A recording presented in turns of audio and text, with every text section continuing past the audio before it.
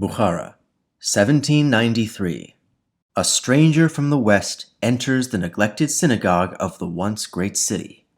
The Jews here are many. By all accounts, Bukhara should be one of the great Jewish centers of the world. But after centuries of isolation, the people have forgotten their religion. There are no yeshivas, not even a rabbi among them. Instead, it will fall upon the stranger to rescue his fellow Jews from oblivion, eventually rising to become their greatest hero. That is the famous story of how Yosef Maman rediscovered the Jews of Bukhara in Central Asia and brought them back into the Jewish fold. And almost none of it is true.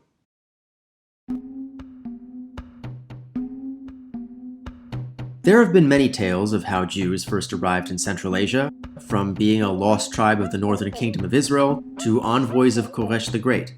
But as far as can be told from contemporary evidence, the first permanent Jewish communities had arrived in the region by the late 4th century CE, in the great market city of Mariana. Following the Islamic conquests, Central Asia was revitalized as the midpoint of the Silk Road. And as trade increased with China's Tang dynasty, so too did Jewish settlement, not only from Iran, but from all over, even as far as the Caliphate of Cordoba. When Benjamin of Tudela went on his great journey across the Jewish world, he reported that Seljuk Persia was home to the largest Jewish community in the world, 256,000, a third of the Jewish population worldwide. But not all of those 256,000 lived within the borders of modern-day Iran. In fact, most of them lived in what are now Uzbekistan and Afghanistan. And in the centuries to come, these communities would transform into something else altogether. The largest Jewish community east of the Iranian plateau. And in time, they would take a new name, the Bukharim. The gradual process by which Central Asia's Jews became distinct from those of Iran really began, as so much often does, with Timur the Lame and his imperial conquests. Now, in the previous video on Jews in Iran, I kinda glossed over Timur's relationship with Jews by saying he more or less let them be, but I was actually saving the juicy stuff for this video. Timur was born in Kesh, modern-day Shahrisabz. That city had a small Jewish population, but more importantly, it was located on a branch of the Silk Road between the two biggest Jewish communities east of the Caspian, Samarkand and Bukhara. By Timur's time, the Silk Road had risen and fallen several times, first collapsing with the Tang dynasty in the 10th century, and then again with the breakdown of the Mongol Empire in the 13th century. But in spite of these ups and downs, Jewish traders had never stopped moving goods between China and the West, bringing enormous wealth to Timur's own Chagatai Khanate, and further enriching the state through their work weaving and dyeing the silks brought in from the east. Even after conquering Iran, Timur kept Central Asia as the center of his empire, and after making Samarkand his capital in 1370, Jewish artisans were constantly moving in and out of the city due to the emir's endless ambition for an ever grander seat of power. Timur's rule brought Central Asian Jews together in such a way that they began to see each other as an Edda, a regional community, distinct from other Persian Jews. But this transformation would reach a pivotal moment at the dawn of the 16th century. As the Timurid Empire collapsed and the Safavid dynasty began its conquest of the plateau, Muhammad Shaybani seized control over Timur's core domains to form the Khanate of Bukhara, from which Shaybani's Jewish subjects would henceforth take their name, as well as that of Bukhari, the unique dialect of Persian spoken only by Jews in Central Asia. However, this was only the first of several cataclysmic shifts in both the Jewish world and the world at large that would cement the legacy of the Bukharim. At the very same time Shaybani was asserting Bukharan independence, a massive segment of the Jewish world had been expelled from Iberia, which had been the medieval epicenter of Jewish culture and thought, causing an unprecedented refugee crisis that would ultimately result in the publication of the Shulchan Aruch, a book which, quite unintentionally, established Sephardic legal theory as the standard for nearly the entire Jewish world. The Bukharim were among the few Jewish communities that didn't adopt the Shulchan Aruch, further distancing Bukharan Jewry from Persia, although this can be attributed less to substantive intellectual disagreement with the concept of a universal halachic standard and more to Bukhara's growing isolation. Over the preceding centuries, Europeans had figured out how to design ships that were both large enough and fast enough to cross entire oceans. By the time of Bukharan independence, the Portuguese had already found a navigable route around Africa, meaning that it was now cheaper to move large volumes of goods between Asia and Europe by sea than by land, rendering the Silk Road obsolete for all but local trade. In Bukhara, there was a healthy enough regional market to keep the Silk Road going initially, but at the same time, the world was entering the Little Ice Age. Central Asia was hit particularly hard by desertification, resulting in population decreases that all but killed the Silk Road. Now, over the 19th and 20th centuries, Jewish historians tended to radically overstate the degree of isolation experienced by the Bukharim during this period. Silk Road or no, Bukhara remained an economic powerhouse for its silks and dyes. The Jewish community, while diminished, never lost touch with the wider world, nor did they forget Jewish law or the Hebrew language. In fact, it was during this period that the Great Synagogue of Bukhara was built. Before this, local authorities had upheld early medieval Muslim prohibitions against building new churches and synagogues, and Jews had thus shared the use of local mosques. What later sources would describe as the ignorance of the Bukharim was really only their failure to embrace the Shulchan Aruch, which honestly says a lot. And the same can be said for their supposed rediscovery. Born in Morocco and educated in Safed, Rabbi Yosef Maman began traveling throughout the Jewish communities of the East in the early 1790s. Maman's original purpose in this journey may have been to collect funds to alleviate a famine in the Galilee. But after arriving in Bukhara, he apparently ingratiated himself so well to the community that he rose to become chief rabbi of the emirate, a position from which he was able to finally bring the precedence of the Shulchan Aruch as far as the foothills of the Tian Shan. Now, however that may sound, Maman's actions weren't nearly as patronizing as his later acolytes made it sound. The Bukharim did not lose their identity. If anything, the 19th century would only set them further apart as one of the most distinct and, I dare say, forward-thinking Edot in the Jewish world. In 1868, the Emirate of Bukhara was conquered by the Russian Empire, which caused some understandable fear among the Jews there. After conquering Poland in the late 18th century, the Russians had suddenly found themselves in possession of one of the world's largest Jewish communities. And I use the word possession very deliberately, because ever since then, the Russian government had implemented a series of onerous, coercive, and outright violent policies against its Jewish subjects, known collectively as Russification.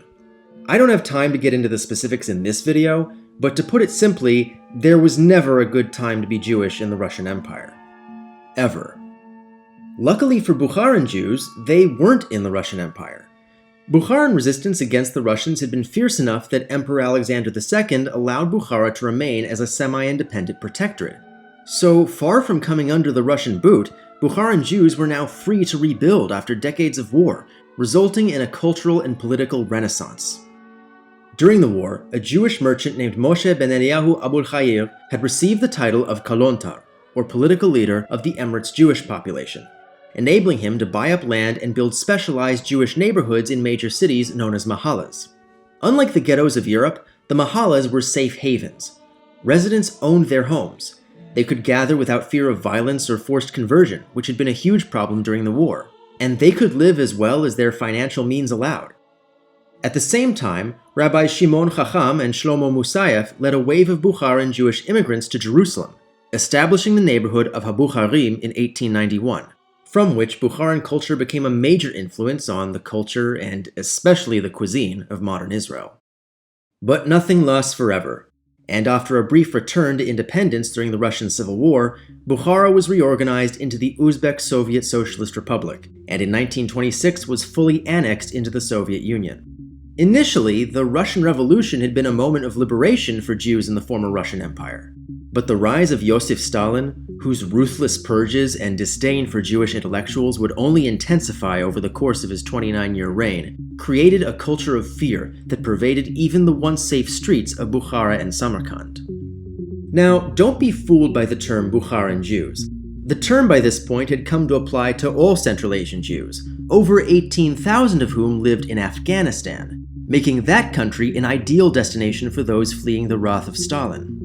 But, and this always seems to happen, Afghani authorities became convinced that these refugees fleeing Stalinism were in fact agents of Stalinism. Beginning in 1932, Afghanistan closed its northern border and Jewish refugees were either deported or held indefinitely. Of an estimated 60,000 refugees, 40,000 are reported to have died by 1935, either murdered in pogroms or having starved to death in Afghani custody or Soviet prison camps. By that time, even Afghani Jews were no longer welcome in their own country. In 1933, the new king, Mohammad Zahir Shah, revoked citizenship for all Jews, seized Jewish homes in the northern part of the country, and had them confined to ghettos in Herat and Kabul. Just as in neighboring Iran, Afghanistan's government developed close ties to Nazi Germany, which encouraged more restrictions against Jews. By 1938, Jews could only work as shoe polishers. Just as in Iran, Germany promised territorial concessions to Afghanistan if it joined the Axis. But unlike Iran, those territorial concessions were in British India, which Afghanistan would have to invade unassisted. That wasn't going to happen, so Afghanistan remained neutral, and policies against Jews were gradually relaxed, with the local population regaining Afghani citizenship by 1951. Back in the Soviet Union, the propaganda value of opposing the Holocaust put a pause to Stalin's anti-Semitic policies. And while those policies did resume after the Second World War, and did they ever, they soon came to an end with his death in 1953. While most Soviet Jews underwent a softer, more passive form of Russification in the coming decades, Bukharan Jews, located far away from the centers of population and power, held on to their cultural and religious traditions much more strongly. Beginning in the 1970s, Bukharim began defecting to Israel and the United States in large numbers, a trend that only increased after the implementation of glasnost in the 1980s. Today, more Bukharan Jews can be found in Queens, New York than in all of Central Asia, particularly the neighborhoods of Forest Hills and Rego Park. I've never been, but I hear the food is excellent. And I'd be remiss if I didn't mention one of New York's most celebrated Bukharim, Tony-winning actor Michael Aronov. While both communism and Russian domination of Uzbekistan came to an end in 1991, the rise of hardline nationalist movements and civil wars in neighboring Tajikistan and Afghanistan only hastened the Jewish exodus from Central Asia. And on that note, it's time to tell the story that I assume you've all been waiting for. By 2001, pro-Nazi persecutions, the 1973 coup, civil war, the Soviet invasion, and the rise of the Taliban had reduced the Jewish population of Afghanistan from over 18,000 to 2, Ishak Levin and Zablon Simentov. Now, without getting too technical, Jewish society can't really function with only 2 people. Simentov had actually moved to Turkmenistan for a time in order to marry and have children, and he had to obtain special permission from a rabbi there to slaughter his own animals for kosher meat. After returning to Afghanistan in the late 1990s, Simentov was initially welcomed by Levin, but a dispute over the custodianship of Kabul synagogue turned the two into bitter enemies, which resulted in both of them being routinely harassed and extorted by the Taliban. By the time of Levin's death in 2005, Afghanistan had come under a US-led NATO occupation, and international programs for historic preservation and Jewish culture had invested heavily in restoring Jewish sites in the country. But when NATO withdrew in August 2021 and the Taliban returned, basically the entire Jewish world was wondering what would happen to Simentov. I certainly was. Before Kabul fell, Simentov had stated an intention to move to Israel, where his family had already been living for decades. But if he had done so, he likely would have been arrested for refusing to divorce his estranged wife. Following the Taliban takeover, he announced instead that he would remain in Afghanistan. But ultimately, he relocated to the US on the 7th of September and finally divorced on the 28th, just as I was recording the narration for this video.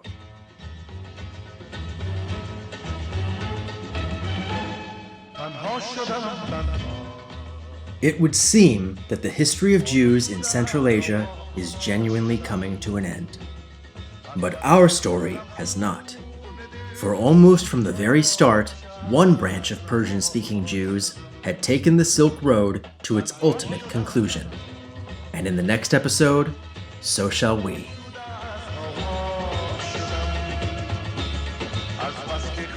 Special thanks to my patrons, including Jeremy Biskin, Jay Fleischman, Osher Gordon, Matthew Brotman, Gary Davidson, Shaheen Kianpour, Greg Maev, Brian Mechanic, Branch Ortiz, J.P. Stratthausen, Nave Tal, Brian Tooten, Useful Charts, and O. Weiss.